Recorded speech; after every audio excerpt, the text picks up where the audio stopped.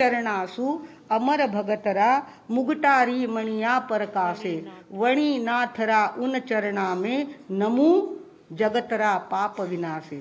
वणी नाथरा उन चरणा में नमु जगतरा पाप विनाशे। ऐसे मेरे भगवान जिनकी बची हुई राख भी परमाणु के रूप में लोगों के भक्तों के काम में आ सकती है। ये भक्तामर का अपना एक प्रभाव है, भक्तामर की अपनी एक शक्ति है और एक एक गाथा में एक एक प्रकार की शक्ति है। एक एक गाथा का वर्णन जो आता जाएगा त्यों आपके सामने ये बातें। आज की जो गाथा है, जिसको लगता है मेरे ऊपर संकट आऊ आऊ करता है और बहुत टेंशन आ रहा है, पहली गाथा का संपुट करे, उसके संकट दूर हो सकते हैं। पर एकाग्र चित्त से और पूर्ण भक्ति से और पूर्ण श्रद्धा से अगर पहली गाथा का वो जाप करे तो निश्चित रूप से इसका फायदा हो सकता है। इसका मूल मंत्र है ओम ह्राम ह्रीम ह्रूम श्रीम क्लीम ब्लूम क्रौम ओम ह्रीम नमः स्वाहा। ये उसका मूल मंत्र है।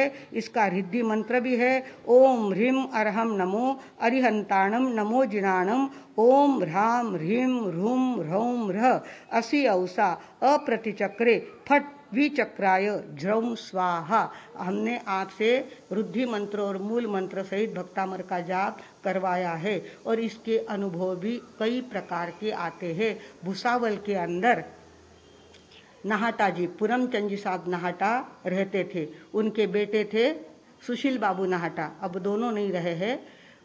तो पूनमचंद जी नाहटा की बेटी पियर में आई हुई थी और उनका उस बेटी का बेटा था 10-1 साल का। और जो पुराने ज़माने में गहने का तो बड़ा शौक होता था और ननिहाल में आया हुआ दोईता तो उसको सारा गले में कंठी पहनाई थी, कान में कुड़िया पहनाई थी और हाथों में अंगूठियाँ डाली थी और इस तरह से वो खेल रहा था। और किसी के मन में दुर्बुद्धि आ गई और उसका क्या कर लिया, अपहरण कर लिया। अपहरण कर लिया, उसको लेके गए और गांव के बाहर उसके सारे वो तो निकाल दिए, गहने तो सारे निकाल दिए, गांव के बाहर गए और वहाँ उसको गड्ढे में, गड्ढा खोदा हुआ था, उस गड्ढे में उस 10 साल के बच्चे को उतार दिया। और यहाँ देखा कि नानेरे आया हुआ दोईता मिल नहीं रहा है, गायब हो गया, गायब हो गया। इतना हाहाकार मच गया, देखे तो कहाँ देखे, देखे तो कहाँ देखे, इधर उधर समाचार पहुंचाए, हमारे यहाँ नहीं, हमारे यहाँ नहीं, हमारे यहाँ नहीं। एकदम से उनके तो प्राण ऊंचे चढ़ गए। उस समय वहाँ पर प्रेमचंद जी महाराज साहब भुसावल में विराजमान थे और प्रेमचंद जी महाराज साहब के पास पूनमचंद जी गए, कहने लगे महाराज साहब बेटी ही पराया धन होता है और बेटी का बेटा तो और ज़्यादा पराया धन होता है और हमारे घर आकर के वो गायब हो जाए, ये बात तो हमको बिल्कुल सहन नहीं होती, हमारे पेट में कुछ तो भी हो रहा है, हम क्या करें। तो महाराज साहब ने कहा करना क्या है, भक्तामर का पाठ करने बैठ जाओ, एक के बाद दूसरा, दूसरे के बाद तीसरा, एक पूरा नहीं होवे कि दूसरा, दूसरा पूरा हुए नहीं कि तीसरा, भक्तामर की लगातार लड़ी लगाओ। भक्तामर में वो ताकत है जो तुम्हारा बेटा वापिस तुम्हें मिला सकता है। और उन्होंने खुद पूनमचंद जी जाप में बैठ गए, जाप में बैठ गए। भक्तामर प्रणतमोली 48 गाथा पूरी हुई कि वापिस 48 पूरी हुई कि वापिस 48। इधर क्या हो गया, उन चोरों ने उसको क्या किया था, गड्ढे में तो डाल दिया, ऊपर से मिट्टी डाल दी और सारे भाग गए। उसको वहाँ दबा दिया गड्ढे में और वो खुद भाग गए। इस लड़के के अंदर वो ऊर्जा जो पैदा हो रही थी, वो ऊर्जा वहाँ तक पहुँची, उसके अंदर हिम्मत आई, वो खड़ा था, खड़ा हो गया और मस्तक हिला हिलाकर, हाथों से मिट्टी हिला हिलाकर बाजू में करने की कोशिश करी अपनी ताकत से। 10 साल का बच्चा, उसने सारी मिट्टी बाजू में सरकाने की कोशिश करी और अपने उंगलियों पे खड़ा होकर के अपने गर्दन ऊंची उसने करी। तो उधर से बैलगाड़ियों वाले जा रहे थे, बैलगाड़ी वालियों ने देखा कि कोई तो भी बात है वहाँ पे, कुछ तो भी हिल रहा है, कोई बात है। तो ये गाड़ी वाले वहाँ पे आए तो उसने जोर से कहा मुझे बाहर निकालो, मुझे बाहर निकालो।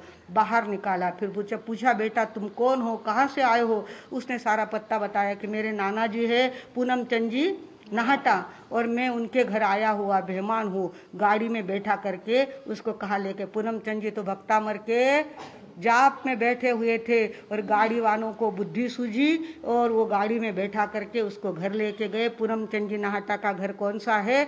ये लड़का वहाँ जंगल में था और उसको हम बचा के लाए हैं। पूनमचंद जी नाहटा ने उन गाड़ी वालों को सोने की अंगूठियाँ भेंट में दी। बाबा रे, बहुत बड़ा काम हमारा हो गया। ये भक्तामर की ऊर्जा ऐसी काम करती है।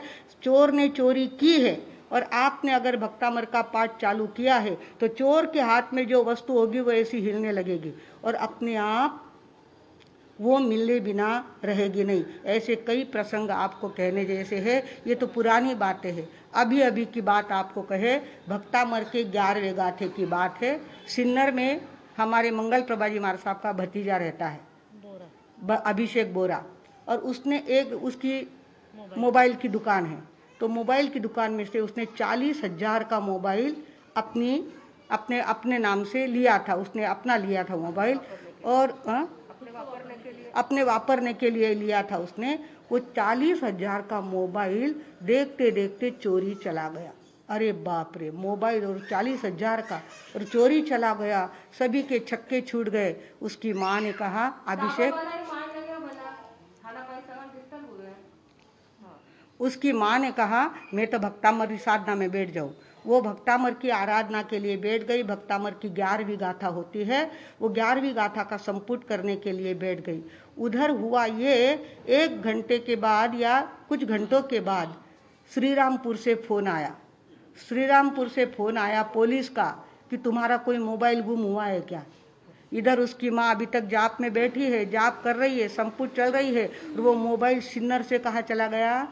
श्रीरामपुर चला गया। और पुलिस का फोन आया कि तुम्हारा कोई मोबाइल गुम हुआ है क्या। अभिषेक कहने लग गया, इम्पॉसिबल, गुमा हुआ मोबाइल मिले इतनी जल्दी कैसे संभव है। तो बात ऐसी बनी कि वो मोबाइल बेचने के लिए मोबाइल की दुकान में गया था।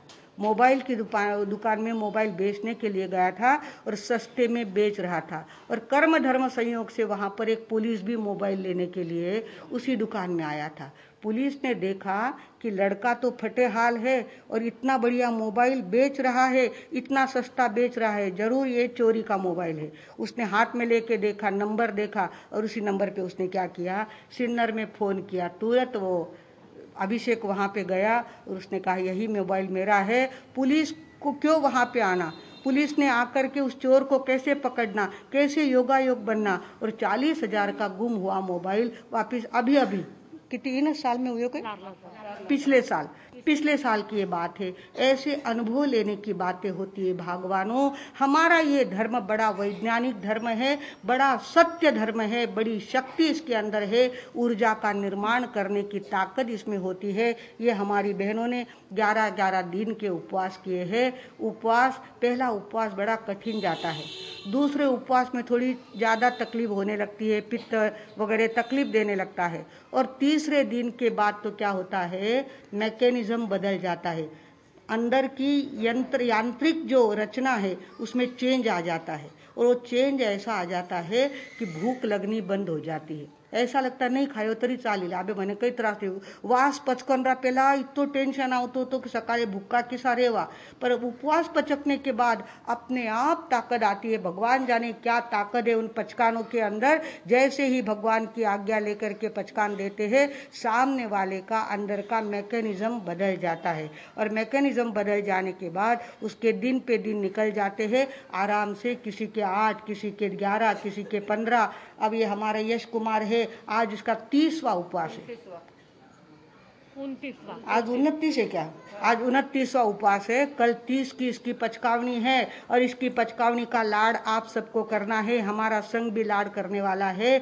इसकी शोभा यात्रा, वो जहाँ पारक के घर ठहरा है वहाँ से यहाँ तक उसकी शोभा यात्रा निकाली जाएगी, और उसके बाद उसके यहाँ पर पचकान होंगे। उस पचकान में आप सबको ध्यान रखना है, उसको क्षमा करके कुछ ना कुछ देना है।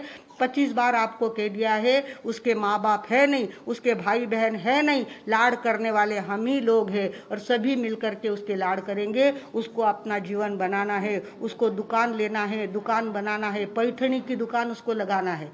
उसमें बुद्धि बहुत है और उसको अच्छा व्यापार करना है, पर व्यापार की शुरुआत के लिए आपकी तरफ से कुछ सपोर्ट मिलेगा। वैसे उसके पास भी थोड़ा बहुत तो है ही, वो लगातार सर्विस कर रहा है, काम कर रहा है, हुन्नरी लड़का है और उसको सपोर्ट करना हमारा काम है। कल हर बहन अपना बेटा समझकर, अपना भाई समझकर, हर भाई अपना बेटा भतीजा या भांजा समझकर